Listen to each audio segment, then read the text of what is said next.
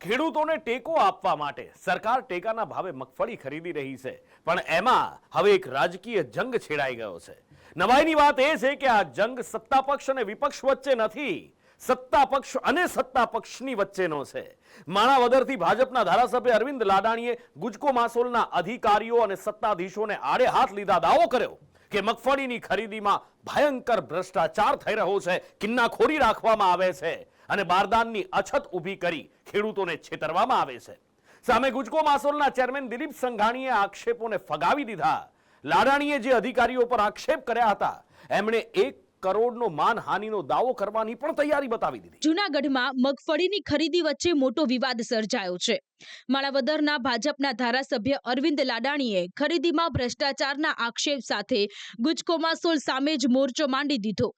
માણાવદરમાં મગફળીની ખરીદી કરતી 4 મંડળીઓમાંથી 2 નંબરની મંડળી સામે તેમણે સવાલ ઉઠાવ્યા છે।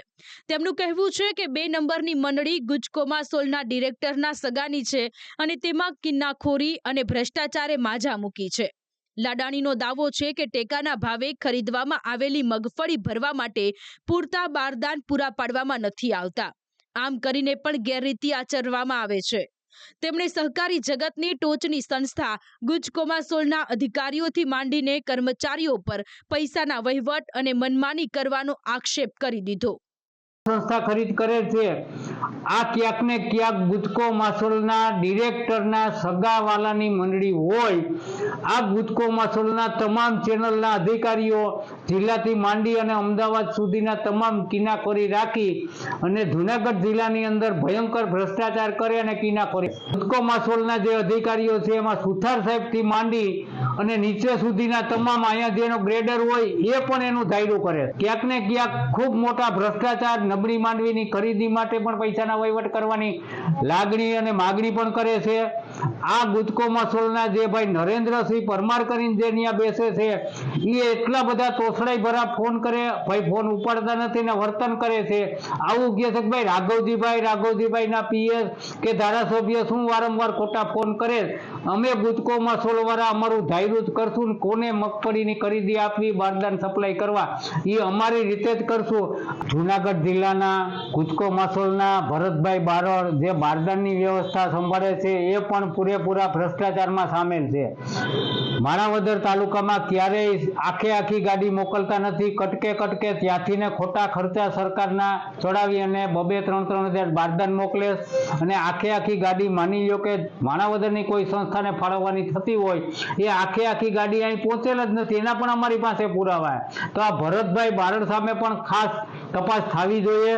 લાડાણીએ ગુજકો માસોલના ડિરેક્ટર અને અધિકારીઓ પર ભ્રષ્ટાચારનો સંગીન આક્ષેપ કરતા સંસ્થાના ચેરમેન દિલીપ સંઘાણી તુરંત મેદાનમાં આવ્યા। તેમણે લાડાણીના આક્ષેપોને ફગાવીને ગુજકો માસોલ દ્વારા કરવામાં આવતી ખરીદીને સંપૂર્ણ પારદર્શક ગણાવી। લાડાણીએ ગુજકો માસોલના જે નરેન્દ્ર પરમાર સામે ભ્રષ્ટાચારના આક્ષેપ કર્યા છે, તેઓ લાડાણી સામે બદનક્ષીનો 1 કરોડનો કેસ કરશે તેવો દાવો પણ સંઘાણીએ કર્યો। અમે ડે ટુ ડે હું રિપોર્ટ મેળવું છું, એક પણ જગ્યાએથી કોઈ જગ્યાએ કોઈ પ્રકારની ગેરરીતિ થઈ હોય એવી માહિતી કોઈએ મને આપી નથી કે ગયા વર્ષે ખરીદી કરી હોય, આગલા વર્ષે ખરીદી કરી હોય અને કોઈ જાતની ગેરરીતિમાં અથવા આક્ષેપ થયા હોય અને આપણી તપાસમાં એમાં તથ્યતા જાણવા મળ્યું, આવી કોઈ મંડળી કોઈ પણના નેતૃત્વવાળી હોય, કોઈ પણની ભલામણ હોય તો એને ખરીદી આપણે આપવી નહીં। આ એક અમે ગાઈડલાઈન આપેલી અને એના આધારે અધિકારીઓ મંડળીઓ ફાળવતા હોય છે। એટલે નરેન્દ્રસિંહ પરમારે મારી પાસે સવારે ફોન કરીને પરવાનગી માગી કે અમારા નામનો ઉલ્લેખ જ્યારે કર્યો છે આવા ભ્રષ્ટાચારમાં, તો હું આક્ષેપ કરનાર સામે 1 કરોડનો દાવો કરવા માગું છું। એક કર્મચારી છું એટલે આપણી પાસેથી પરવાનગી માગું છું અને મેં 1 કરોડનો નરેન્દ્રસિંહે દાવો કરવાનો છે એની પરવાનગી પણ આપી દીધી છે। એટલે હવે જે કાંઈ હકીકતો આવશે આક્ષેપ કરનારે સાબિત કરવાના રહેશે। સંઘાણીનું માનીએ તો મગફળીની 75% ખરીદી નાફેડે કરી છે, બાકીની ખરીદી બીજી સંસ્થાને સોંપાઈ છે। તેમણે એ પણ સ્વીકાર્યું કે નાફેડ તરફથી બારદાન આપવામાં મોડું થતા એક અધિકારીને સસ્પેન્ડ કરવામાં આવ્યા હતા।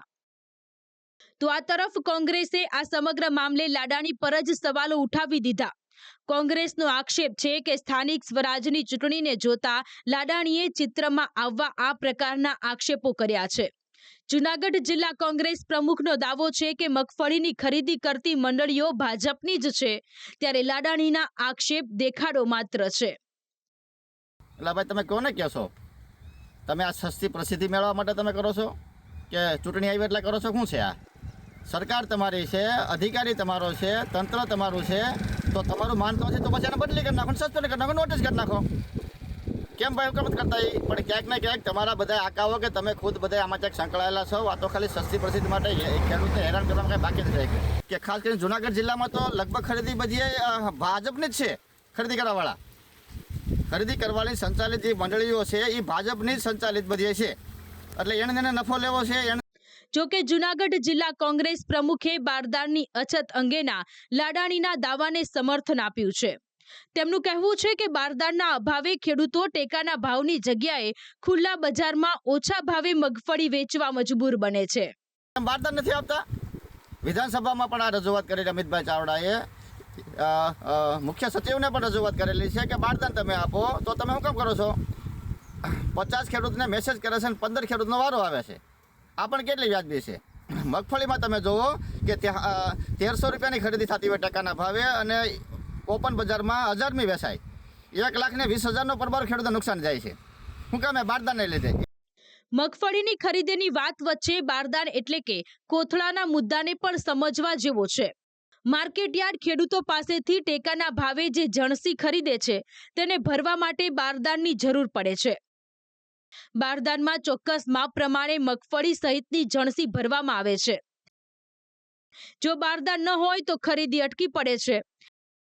એવું ઘણીવાર થાય છે કે જણસીની ખરીદી તો શરૂ થઈ જાય છે, પણ તેની સામે પૂરતા પ્રમાણમાં બારદાન ઉપલબ્ધ નથી હોતા, જેના કારણે ખેડૂતોને નુકસાન થાય છે. તેઓ વેચાણ માટે વધુ સમય રાહ જોઈ શકતા નથી અને ખુલ્લા બજારમાં જણસી વેચી દેવાની ફરજ પડે છે. જોકે ગુજકોમાસોલના અધિકારીઓનું માનીએ તો મગફળી ભરવાના બારદાનની વ્યવસ્થા કરવાની જવાબદારી નાફેડની છે. અપૂરતા બારદાન માટે તેમણે સમગ્ર રાજ્યમાં બારદાનની અછતને કારણરૂપ ગણાવી છે. તો બારદાન અને પેમેન્ટ બંને નાફેડ કરતું હોય છે. બારદાન અને ખેડૂતોના ખાતામાં પેમેન્ટ એ બધા સીધા નાફેડ દ્વારા થાય છે. અમે નોડલ એજન્સી તરીકે અમે ખાલી એની વ્યવસ્થા કરીએ છીએ, બરાબર. અને બારદાનની અનિયમિતતા એટલે બારદાનની ઓલ ઓવર ગુજરાતમાં અછત હતી. જ્યારે ઓલ ઓવર અછત હતી ત્યારે આપણે હતી. હવે ધીમે ધીમે આપણે કેશોદ અને માંગરોળ તાલુકાની ખરીદી પૂરી કરી છે. તો હવે આપણે બારદાન થોડા જેમ સ્પીડથી જે ખરીદી પૂરી થતી જાય એટલે બારદાન આવતા જાય એટલે બારદાન પૂરા કરશું. અને આ 8-2 પહેલા આપણે ખરીદી પૂરી કરી લેવાના છે. વિવાદ વધતા ધારાસભ્ય અરવિંદ લાડાણી ફરી એકવાર સામે આવ્યા. તેમણે સ્પષ્ટતા કરી કે તેમણે ગુજકોમાસોલના નરેન્દ્રસિંહ પર ભ્રષ્ટાચારના આક્ષેપો નથી કર્યા. તેમણે બારદાનની અવ્યવસ્થાને દૂર કરવાની માંગ કરી. સાથે જ બદનક્ષીનો કેસ કરવાની વાતને સામેવાળા પર છોડી દીધી. પણ મારો આક્ષેપ નરેન્દ્રભાઈ સામે નાણાકીય ભ્રષ્ટાચારનો નથી. એની બારદાન બાબતની અવ્યવસ્થાનો મુદ્દો માણાવદર તાલુકામાં છે. આ બાબત હું કહેવા માંગુ છું. એમાં મેં કાંઈ એવું નથી કીધું કે ભાઈ નરેન્દ્રભાઈ પૈસા લઈને આ કરે છે. પણ ક્યાંક ને ક્યાંક એના નીચેના સ્ટાફમાં આવું બનતું હોય એવી વાત અમારી પાસે આવતી હોય અને નરેન્દ્રભાઈ દાવો માંડવો હોય તો લોકશાહીમાં છૂટ છે, માંડી શકે છે. અને ગુજકોમાસોલને મંજૂરી આપવી તેની સંસ્થા છે, એનો કર્મચારી એ પણ આપી શકે છે.